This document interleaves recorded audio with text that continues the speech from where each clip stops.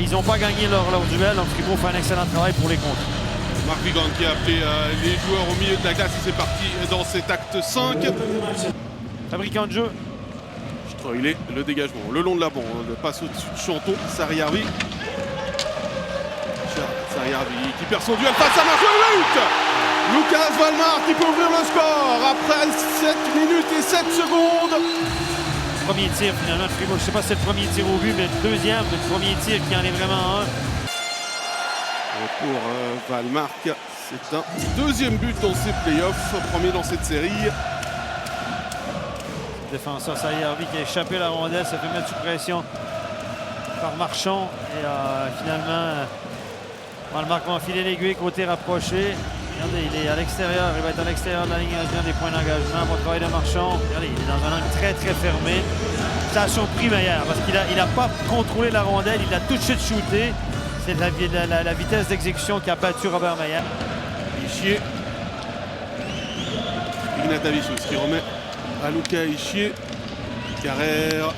Lecoultre, le tir de Lecoultre, des minutes. Honnêtement, techniquement, ce qu'a fait Simon Lecoultre, j'ai dit, il joue un bon match, Simon Lecoultre. Ce qu'il a fait, la passe de Carrère n'était pas commode. Il s'est retourné, il a vu qu'il y avait quelqu'un dans sa ligne de shoot. Il a juste étiré les mains, a mis le puck à glace, attaquant les patins de Biasca. C'est compromis un petit peu rapidement Biasca sur cette séquence-là. Et on va donner tout le crédit à Lecoultre. Et Pouliot. La défense genevoise à Seiler qui était sur son revers. Il peut exploiter la cage qui était grande ouverte. Streuilé qui sort ce but.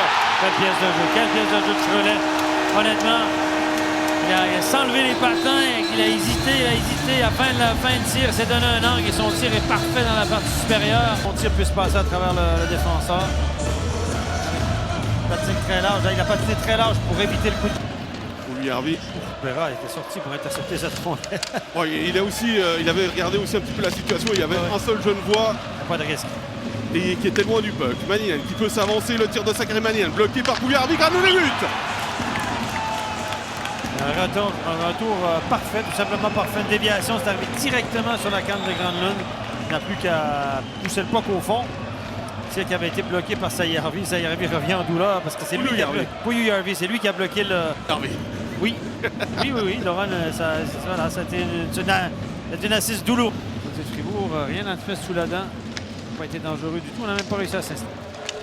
Gerber. La passe transversale qui permet à Valzer d'entrer en vitesse dans le camp genevois. Et Gerber qui peut marquer le 3-2 entre les buts, entre les poteaux, les gens vont y arriver de Robert Mayer. Eh bien, Genève a pas fait un superbe travail à 4 contre 5. Gerber, on va revoir le but. On a complètement oublié Gerber. On était 3 joueurs là. Regardez, il y a 3 joueurs à la droite et à Gerber, absolument personne devant lui. Josué Joris vont perdre le puck face à Biasca qui a Bertu avec lui. Biasca, le tir a été freiné par les patins de sous terre. Beson. Qui échappe là sur Bertu. Et le but. Christophe Bertu qui profite de l'erreur défensive du GSHC pour marquer le 4-2. Quelle erreur défensive. Chanton n'a pas pu récupérer cette rondelle-là correctement. Le puck, je pense, qui a touché la bande, sa canne. Il joue Robert Mayer qui ne peut pas le suivre jusqu'au bout. Son déplacement est étrange encore une fois. Il va challenger. Et les gars qui attendent d'aller au banc chercher un nouvel outil de travail. Granlund. Sous la pression de Yecker. Et Granlund qui remet à Bertu qui a du champ libre. Là pour aller marquer dans la cage vide, le 5-2. Le voici, le but de Bertu. Bertu qui s'arrête devant les spectateurs, il lève le bras.